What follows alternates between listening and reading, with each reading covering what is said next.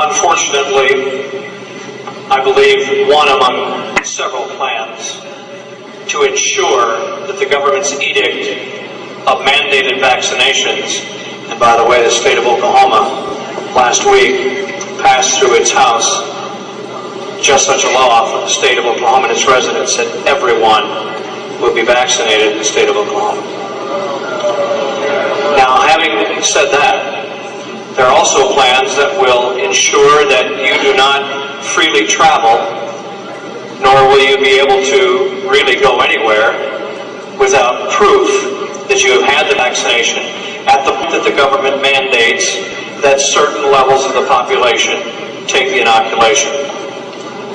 When that happens, I have been told by state troopers across the country that there are plans ready to be implemented that would include roadblocks and choke points, as we call them, major interstate junctions around major cities and so forth, where the greatest number of people can be held until they either prove their vaccination by papers, or in the case of a medical specialist in Milwaukee, Wisconsin, who told me that they had observed a semi-tractor trailer being unloaded at the hospital loading dock, pallets and pallets, scores of cases of metal bracelets that once put on would slip into a place and be either pegged in there with some kind of device to hold it in place, but the band was meant to be permanent.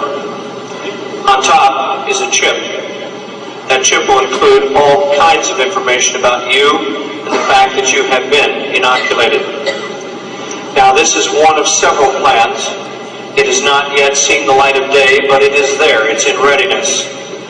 You choose the poison.